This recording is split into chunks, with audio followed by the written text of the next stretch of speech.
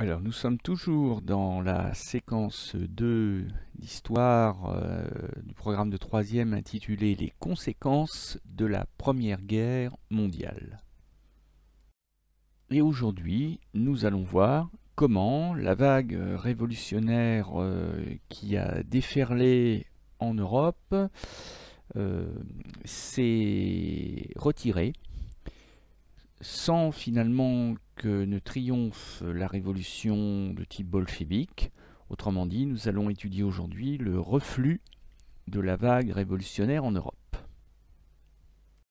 Et oui, la vague révolutionnaire s'est retirée aussi vite, aussi brutalement qu'elle ne s'était écrasée sur le continent européen, puisque en fait ce sont les mêmes dates que pour la leçon précédente, c'est-à-dire 1918-1922.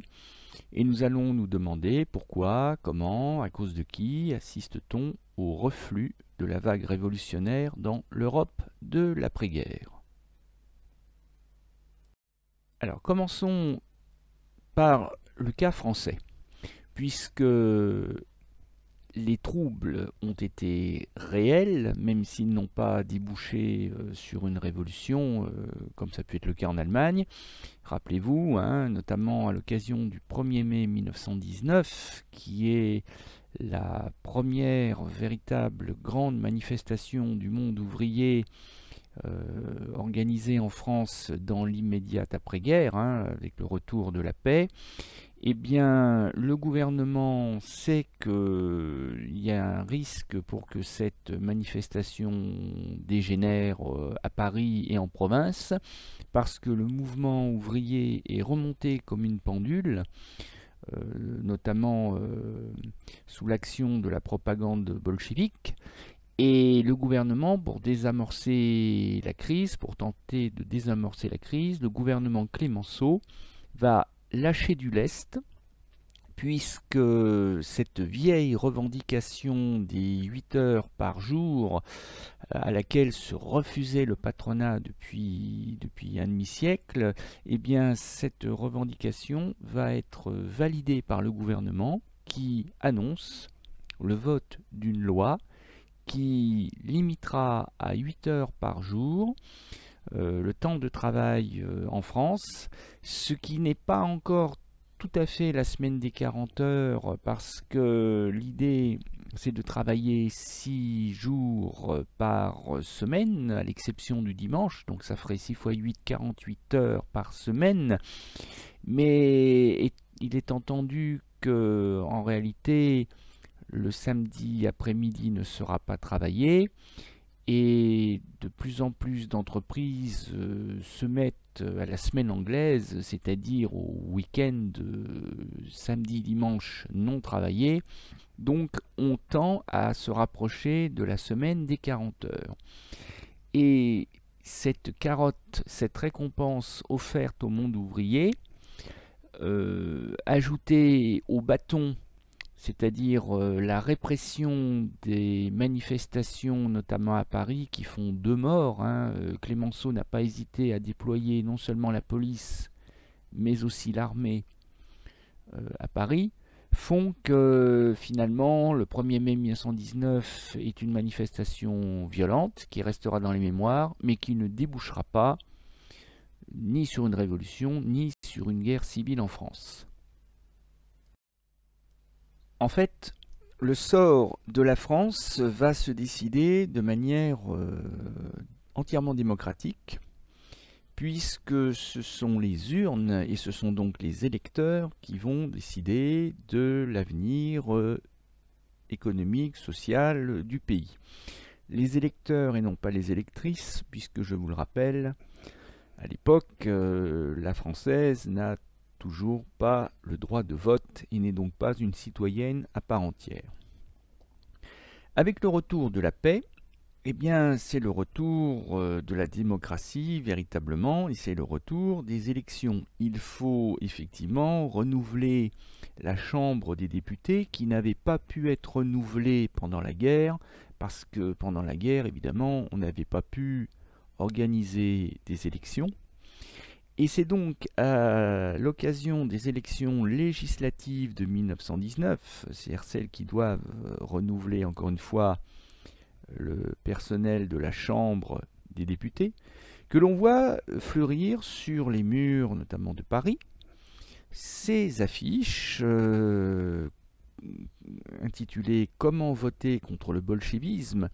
Et ces affiches dessinées par Adrien Barrère vont rester célèbres dans l'histoire de la France de l'après-guerre sous l'appellation de l'homme au couteau entre les dents. Parce que si on observe bien le personnage dont on aperçoit que la tête hirsute, avec ce regard de fou qui n'est pas sans rappeler celui de la brute, la Mad Brute que nous avons étudié sur la fiche de propagande américaine de la Première Guerre mondiale, cet homme aux yeux injectés de sang, tout rouge, le rouge symbolisant tout aussi bien la colère que la folie, que le crime, mais aussi le communisme, tout cela étant le bolchevisme, puisque c'est écrit ainsi sur l'affiche, tout cela étant lié, eh bien on voit que ce personnage tient un couteau maculé de sang entre les dents. On voit aussi d'ailleurs accessoirement qu'il bave, c'est-à-dire qu'il est littéralement enragé. Et ce fou furieux, cet enragé qui rêve de trucider son prochain, le bourgeois, eh bien c'est ni plus ni moins que la peur du bolchevisme, la peur du communisme qui est agitée sous le nez des Parisiens. Regardez ce qui vous attend, bourgeois de Paris, si jamais les bolcheviks venaient à prendre le pouvoir en France comme ils l'ont pris en Russie ou comme ils menacent de le prendre ailleurs en Europe. Et donc le ressort psychologique de cette affiche, c'est la peur. On fait peur aux bourgeois pour l'inciter à voter utilement, c'est-à-dire à voter contre le bolchevisme, et il n'est pas étonnant que ces affiches aient été financées par le patronat. C'est le patronat, le commanditaire de cette affiche anticommuniste, parce que le patronat a forcément beaucoup à perdre si jamais les bolcheviks prenaient le pouvoir en France.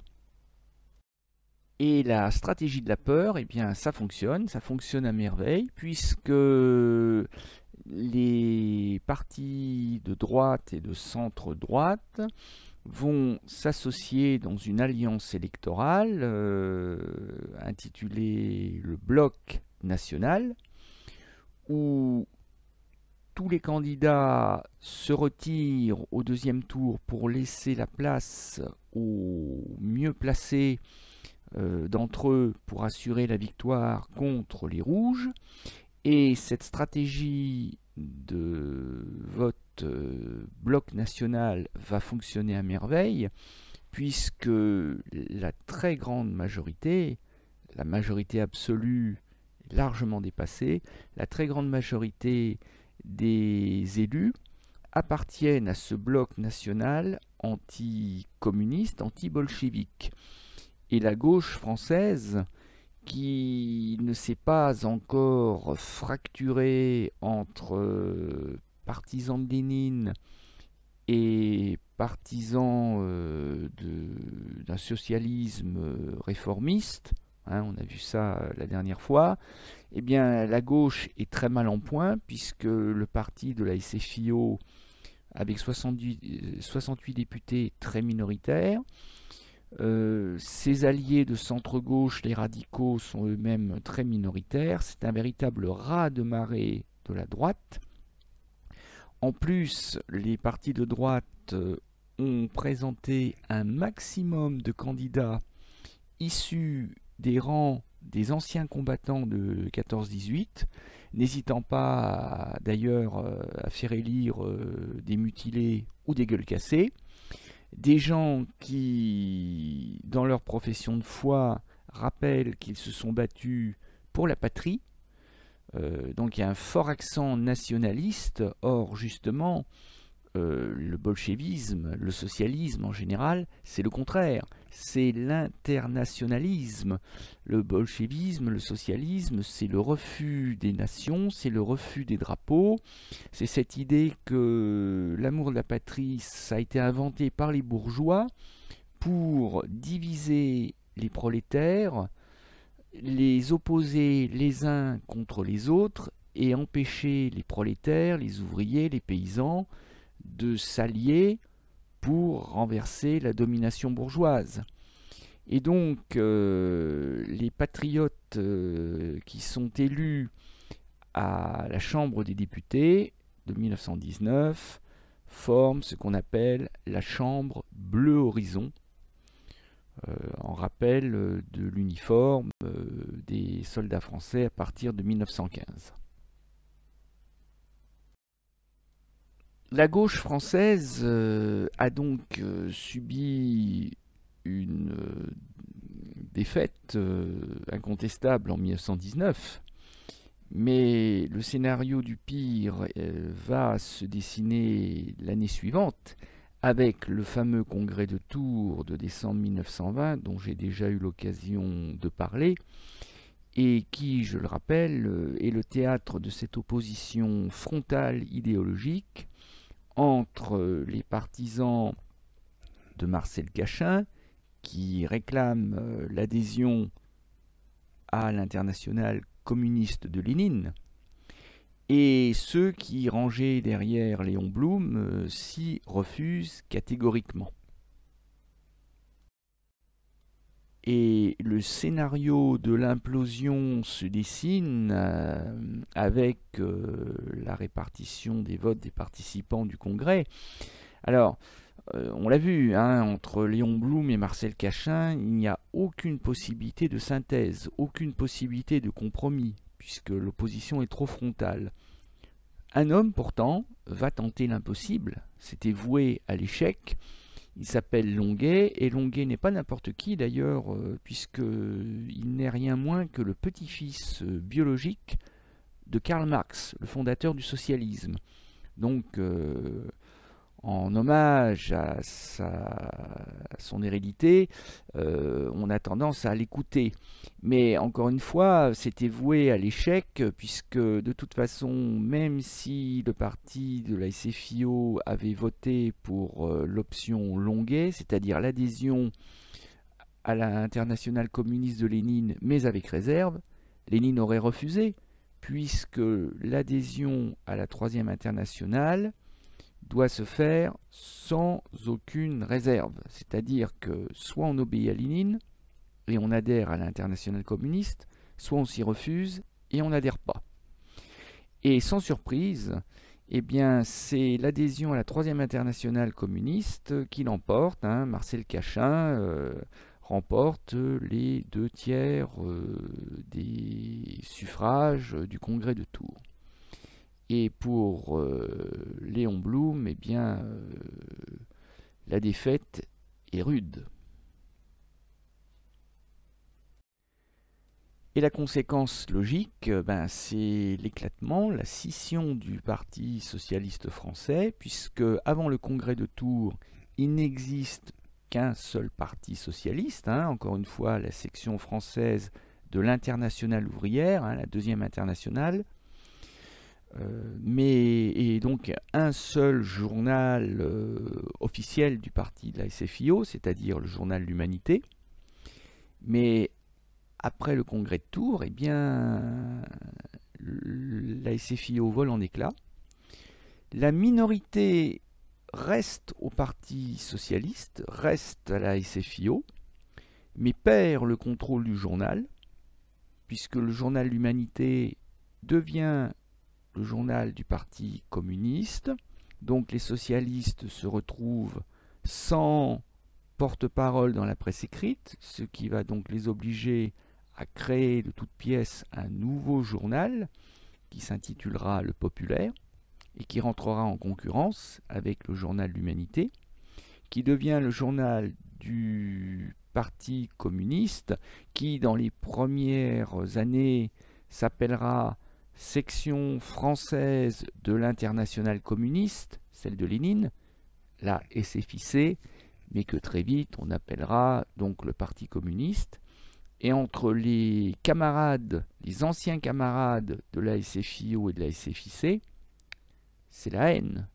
C'est-à-dire que pour un communiste, les socialistes sont des sociotraîtres, c'est-à-dire des gens qui sont vendus à la bourgeoisie et qui sont donc des ennemis à combattre.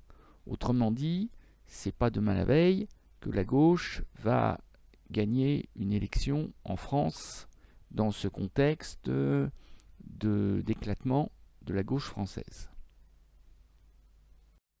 Et on en arrive donc à la trace écrite de la leçon que nous venons de voir ensemble, c'est-à-dire qu'en France, les grèves ouvrières sont brisées par le gouvernement. Clémenceau a recours à la police lors de la manifestation syndicale du 1er mai 1919 à Paris. La peur du bolchevisme, incarnée par l'homme au couteau entre les dents, favorise l'élection d'une chambre bleu horizon, anticommuniste.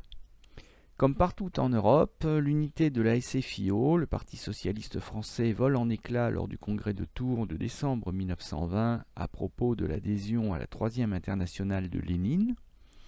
La majorité opte pour l'adhésion, donc quitte la SFIO, fonde le Parti communiste SFIC et prend le contrôle du journal L'Humanité.